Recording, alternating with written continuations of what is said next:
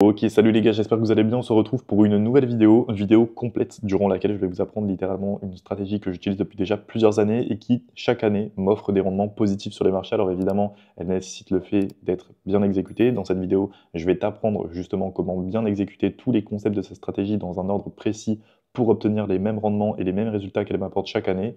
On va voir ça directement, on se retrouve sur les écrans. Alors première chose qu'il faut savoir, c'est que c'est une stratégie de day trading. Pour ceux qui me suivent déjà depuis pas mal de temps, vous savez que je suis un day trader, je ne suis pas du tout fan du scalping ou du swing trading. Alors le swing trading est déjà plus intéressant, mais en tout cas ça ne correspond pas vraiment à mon style de trading. Personnellement, j'opte pour du day trading, je trouve ça très complet, encore une fois quand c'est bien exécuté. Ça permet selon moi de faire un très bon entre-deux justement entre le swing et le scalping, en nous permettant justement d'aller chercher les indices sur les plus hauts time frames, donc apporter du poids à nos setups grâce au HTF, tout en se servant de la précision des plus petits time frames. Donc c'est une très bonne combinaison du scalping et du swing trading, et dans cette vidéo, comme je te l'ai expliqué, je vais te montrer et te détailler de A à Z une des stratégies de day trading que j'utilise sur un de mes comptes secondaires. Alors premièrement, par quoi consiste cette stratégie? Cette stratégie, elle va commencer dans un premier temps par définir la future tendance potentielle par les indices qui sont apportés en daily. Comme je l'ai expliqué, cette stratégie, elle va consister à apporter à notre setup le poids des plus hauts time frames, donc le poids de tous les indices qu'on va pouvoir observer sur des time frames là où on pourrait faire du swing trading, et petit à petit descendre dans les time frames jusqu'à nous apporter la précision pour apporter à nos setups les meilleurs ratios risque-profit. Une fois qu'on a défini la future tendance potentielle en daily, on va descendre en HTF pour identifier les zones à forte probabilité de retournement, donc cette fois-ci apporter du poids à nos setups. Alors vous inquiétez pas, évidemment, on va rentrer dans les détails petit à petit au fur et à mesure des slides. Là, pour le moment, je reste très grossier pour vous expliquer le principe en elle-même de la stratégie. Et une fois qu'en HTF, on a identifié les zones à forte probabilité de retournement, donc on a apporté le fameux poids à notre setup grâce aux indices justement qui sont donnés sur les plus hauts time frames, parce qu'évidemment, un bloc de contrat, par exemple, que vous allez cerner en M30 représente beaucoup plus de liquidité injectée qu'un bloc de contrat que vous allez pouvoir cerner en M3. Donc évidemment, il est beaucoup plus important à prendre en compte. Une fois qu'on a identifié les zones à forte probabilité de retournement, on va descendre encore une fois dans les time frames en LTF pour identifier et exploiter des confirmations d'entrée, donc apporter à nos setups de la précision. Alors ce que je vais faire, c'est que je vais faire défiler les slides et en même temps, je vais vous montrer des exemples directement pratiques donc d'un dernier trade que j'ai pris sur le GBP/USD dernièrement avec cette stratégie. Donc ça me permettra d'illustrer directement la théorie par la pratique. Donc premièrement, ce qu'on va faire, comme je l'ai expliqué, c'est définir grâce au daily la future tendance potentielle. Donc la future tendance potentielle annoncée par les bougies, les patterns, les blocs de contrat, les cassures des blocs de contrat, qui détient le lead entre les acheteurs et les vendeurs. Tout ça, c'est un petit travail d'analyse. C'est le premier travail d'analyse qu'on va faire en daily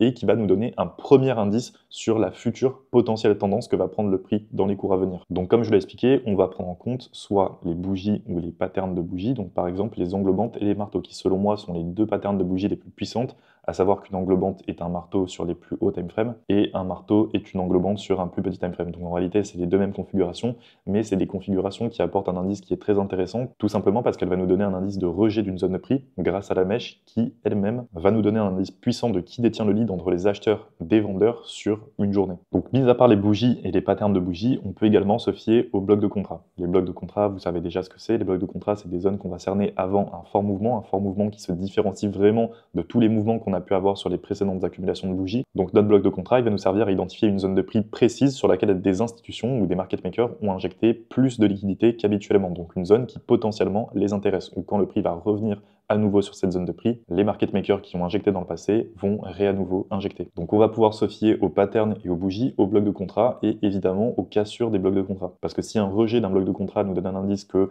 c'est une zone de prix qui intéresse encore les market makers, une cassure d'un bloc de contrat nous donne à contrario un indice que c'est une zone de prix qui n'intéresse plus les market makers. Donc potentiellement que les acteurs qui dans le passé, comme sur cet exemple par exemple shorté, ont perdu le lead face aux acheteurs. Alors encore une fois, on est en trading, on l'oublie pas, rien ne se passe jamais à 100%. Nous, notre but justement, ça va être de mettre un maximum de probabilité de notre côté. Et on peut se baser naturellement sur les injections de liquidité. Donc au-delà des blocs de contrat, on peut avoir un contexte de marché où on a des forts mouvements un peu partout, donc pas forcément identifier un mouvement qui va venir se différencier des autres, mais on peut observer sur cet exemple par exemple que parmi toutes les injections de liquidité qu'on a eues sur chaque journée, on a sur les précédentes journées de plus grosses injections haussières. Donc on va partir du principe qu'il y a un lead qui est détenu par les acteurs qui long, donc évidemment ça va influencer notre décision d'achat ou de vente, et ici, dans ce genre de scénario, évidemment, on va prioriser un setup à l'achat. Donc ici par exemple sur le graphique, on est sur le graphique du GBP/USD, donc comme je vous l'ai expliqué, je vais vous faire la théorie en même temps la pratique sur un des derniers trades que j'ai pris, donc sur le GBP/USD. Ici, on est en daily, et qu'est-ce qu'on peut observer en daily? On peut observer sur les derniers patterns de bougies que non seulement on a de beaucoup plus grosses sur les derniers jours injections baissières, donc on avait un lead qui était largement détenu par les acteurs qui longuent le marché avec un marché qui était en forte tendance haussière, et sur les derniers mouvements, on peut observer que non seulement les acteurs qui longuent ont perdu le lead face aux acheteurs, avec des bougies qui vont non seulement nous indiquer une cassure de la structure, mais également des injections de liquidité baissières qui sont beaucoup plus importantes. Donc on a un premier indice indice déjà que la dynamique du marché, la structure du marché est en train de repasser à la baisse. Donc au-delà des injections de liquidités, ce qu'on peut cerner également, vous le verrez juste ici, c'est une englobante. On a un très beau pattern d'englobante où ici la petite bougie vient complètement se faire englober par toute la bougie de la journée qui a suivi. Donc de par ce qu'on peut observer en daily, on a des indices qui nous montrent clairement que le marché est en train de se retourner sur une future tendance potentielle baissière, avec une cassure de la structure, avec de fortes injections baissières contrairement à de faibles injections haussières et une très belle englobante baissière qui nous indique un rejet d'une zone de prix précise, en l'occurrence ici de la zone instite des 1.31. Une fois qu'on a identifié les indices en daily qui nous ont donné des indices sur la future potentielle tendance annoncée, on va descendre dans les timeframes, aller en M30, en HTF, identifier les zones à forte probabilité de retournement. Donc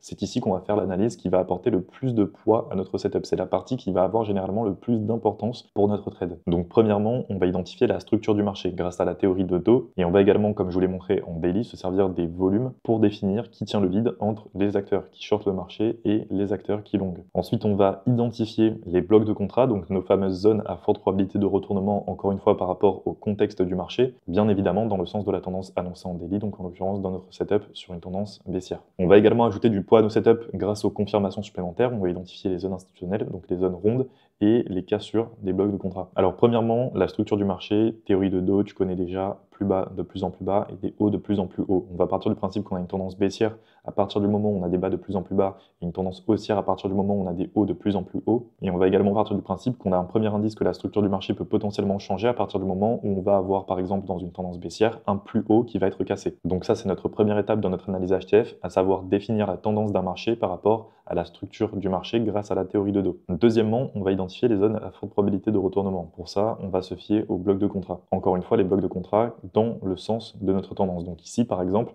un bloc de contrat baissier ne va pas nous intéresser. Nous, ce qu'on va prendre en compte, c'est les blocs de contrat qui vont dans notre sens. Donc par exemple, si on est sur un setup baissier, on va prendre en compte les blocs de contrat baissiers.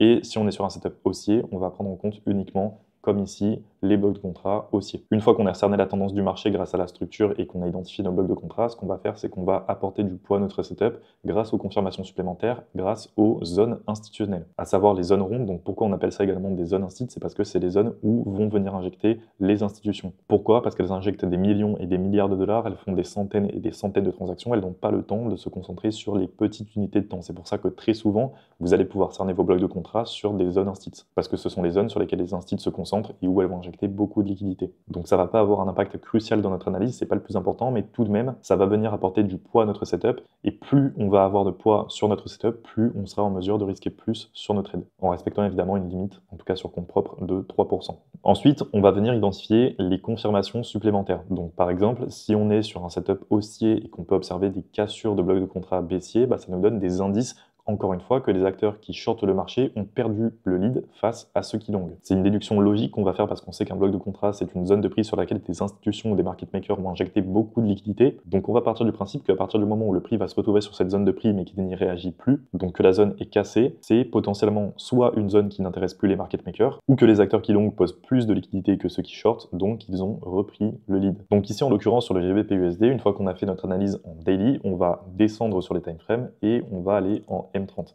Premièrement, on va cerner les blocs de contrat. Ici, on pouvait voir qu'on avait un magnifique, ça c'était une zone institut, on avait un magnifique bloc de contrat, donc une injection de liquidité qui était beaucoup plus importante par rapport à tout ce qu'on peut observer précédemment. Donc on en déduit qu'on a une zone de prix qui intéresse particulièrement les market makers, donc que potentiellement, quand le prix va à nouveau revenir sur cette zone, les market makers qui dans le passé ont injecté beaucoup de liquidité au niveau de cette zone de prix vont réinjecter à nouveau. Alors ici, si on remonte en H1, on peut voir qu'on était dans un marché qui était complètement dans une tendance baissière et qui est encore tout de même dans une tendance baissière avec des bas de plus en plus bas, des injections baissières qui sont beaucoup plus importantes. Donc encore une fois, c'est une chose qui va venir apporter du poids à notre setup. C'est quelque chose de très important, toujours suivre la tendance. Quand bien même il y a des gens qui vont vous vendre le modèle et de venir chercher les retournements pour venir rattraper toute la tendance, etc. Ne jouez pas au magicien des marchés, d'accord? Prenez des trades dans la tendance et vous verrez que vous aurez beaucoup plus de probabilité de réussite sur le long terme. Donc on avait nos indices en daily qui nous montraient que la future tendance allait potentiellement être baissière. En H1, on a une confirmation qu'on se retrouve bel et bien dans une tendance baissière. Donc ensuite, on va aller en M30 pour chercher nos blocs de contrat et nos confirmations supplémentaires. En l'occurrence, ici, on va commencer par cerner les zones institut. Alors premièrement, ce qu'on peut observer, c'est qu'on a eu une très belle réaction au niveau des 1.31. Alors on aurait préféré que notre bloc de contrat se retrouve directement au niveau d'une zone institutionnelle. Maintenant, comme je vous l'ai expliqué, c'est pas quelque chose de très important, c'est quelque chose qui va venir surtout surtout apporter du poids à nos setups. Ici, en l'occurrence, on n'a pas toutes nos confirmations supplémentaires, donc si jamais on vient prendre une position, on ne se placera pas avec un risque maximum parce que déjà, on n'a pas toutes nos confirmations. On va en avoir potentiellement assez pour venir prendre une position, mais pas assez pour risquer le maximum. Concernant la cassure des blocs de contrat, quand on remonte dans le passé, on n'a pas de bloc de contrat par rapport au contexte du marché global, on n'a pas d'injection qui se différencie, mis à part évidemment celle qu'on a pris en compte, on n'a pas d'autres injections qui se différencient vraiment du reste, on n'a pas de cassure de bloc de contrat, donc concernant les confirmations supplémentaires, rien à prendre en compte. Par contre, on a déjà de très beaux indices qui nous incitent à venir prendre potentiellement une position sur le bloc de contrat qu'on a identifié. Donc une fois qu'on a fait notre travail en daily et en HTF, on va encore une fois descendre un petit peu dans les timeframes et cette fois-ci aller en LTF pour identifier et exploiter les confirmations d'entrée, donc apporter à notre setup, maintenant qu'on a tout le poids des hauts timeframes, la précision des petits timeframes. Donc pour ça, on va se servir du système que j'appelle le système en poupée russe, un système qui va venir consister à identifier dans notre bloc de contrat HTF des OB LTF. Donc encore une fois, venir affiner notre analyse, affiner précisément sur quelle zone de prix les injections ont été faites pour apporter de la précision à notre trade. Alors ça ne va pas être la seule chose à prendre en compte, évidemment, on ne va pas juste attendre que le prix revienne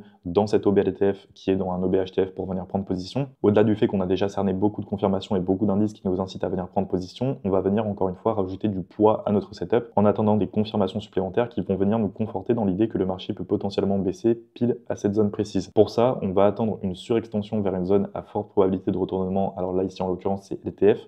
Dans notre bloc LTF qui est lui-même dans notre bloc de contrat HTF, un essoufflement au-dessus ou en dessous de la session asiatique. Alors ici, en l'occurrence, vu qu'on est sur un setup baissier, on va attendre que le prix vienne prendre le haut de la session asiatique parce qu'on va aller chercher en TP le bas de la session asiatique. Et si on est sur un setup à l'achat, on va attendre que le prix vienne prendre le bas de la session asiatique. On va se positionner quand le prix va venir taper notre bloc de contrat LTF, notre TP, comme je l'ai dit, sur le côté de la session asiatique qui n'a pas été pris, et notre SL en dessus ou en dessous de la zone qui invalide notre configuration. Donc en l'occurrence, sur notre setup, le haut de notre bloc de contrat. Parce que comme je l'ai expliqué, on part du principe que si notre bloc de contrat est cassé, c'est une zone de prix qui potentiellement n'intéresse plus les market makers ou alors que les acteurs qui ont injecté dans le passé ont perdu le lead face aux autres acteurs. Donc premièrement, identifier les OB LTF dans les OB HTF. Alors parfois il peut y en avoir plusieurs, parfois il peut y en avoir qu'un seul. On va tracer tous ces blocs de contrat et on va les prendre en compte pour venir apporter de la précision à notre setup. Donc en fait, qu'est-ce qu'on va faire? On va zoomer et rentrer un petit peu dans notre bloc de contrat HTF pour voir précisément sur un plus petit time frame où est-ce que l'injection de liquidité, sur quelle zone de prix précisément l'injection de liquidité s'est faite. Donc encore une fois, si vous ne comprenez pas exactement ce que je vous explique, on va aller voir ça directement sur le graphique juste après. Une fois qu'on a identifié notre OB LTF dans notre OB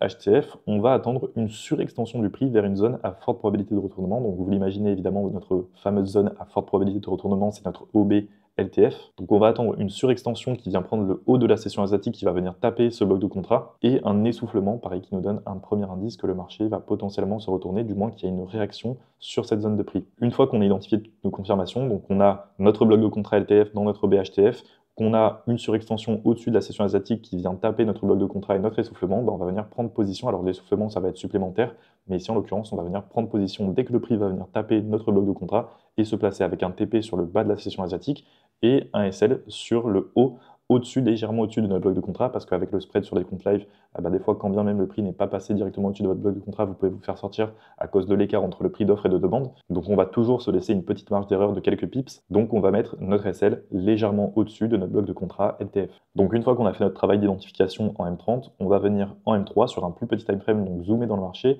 pour venir dans un premier temps cerner notre bloc de contrat LTF dans notre bloc de contrat HTF, donc venir voir précisément où est-ce que l'injection de liquidité s'est faite. Donc ici, on peut voir que l'injection de liquidité s'est faite précisément au niveau des 1.30722. Donc on va tracer cette zone de prix. On va partir du principe que quand le prix va revenir sur cette zone de prix, à nouveau, les acteurs qui dans le passé ont injecté beaucoup de volume à la baisse vont réinjecter. Donc avant ça, pour apporter encore une fois plus de poids à notre setup, on va attendre nos dernières confirmations, à savoir que le prix vienne prendre le haut de la session asiatique et on va attendre également une surextension qui vient taper notre bloc de contrat. Donc ici, en l'occurrence, c'est exactement ce qu'on a eu, c'était un magnifique setup. C'est pour ça également que j'ai tenu à faire cette vidéo, c'est parce que c'était un setup qui illustrait justement très bien cette stratégie, donc je me suis dit que c'était l'occasion pour vous, pour moi et pour vous de vous la repartager justement. Donc on attend que le prix vienne prendre non seulement clôturer la session asiatique, mais également prendre le haut, une surextension vers notre zone à forte probabilité de retournement, donc sur notre OB LTF, et on vient se placer quand le prix touche notre bloc de contrat LTF. Et vous pouvez voir que ça se fait vraiment au pip près. On va mettre notre SL au-dessus du bloc de contrat parce qu'on va partir du principe que notre configuration sera invalidée à partir du moment où le prix va passer au-dessus, du moins clôturer au-dessus de notre bloc de contrat, donc que cette configuration ne nous intéresse plus tout simplement. Et on va mettre notre SL sur le côté de la session asiatique qui n'a pas été pris. Donc ici, en l'occurrence, c'était un magnifique trade, hop, un magnifique TP.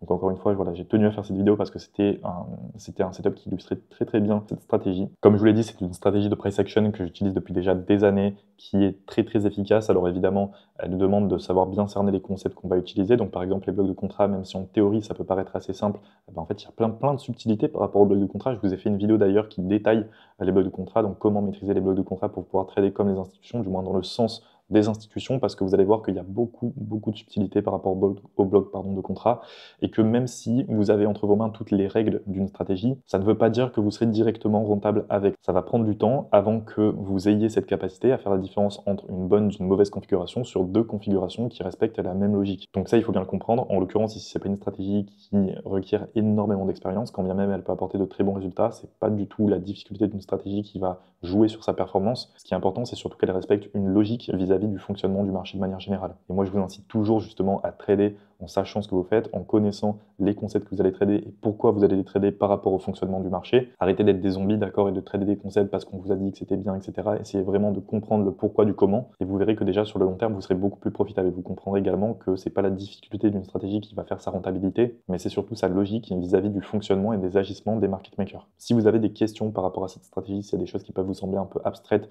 des choses sur lesquelles je suis pas forcément rentré en détail parce que pour moi, ça reste des fondamentaux, donc il y a des choses pour moi qui sont évidentes, qui sont peut-être pas forcément évidentes pour vous, donc n'hésitez pas vraiment à poser toutes vos questions. Je répondrai à tous les commentaires. C'était Gala Severini, on se retrouve très très vite de l'autre côté.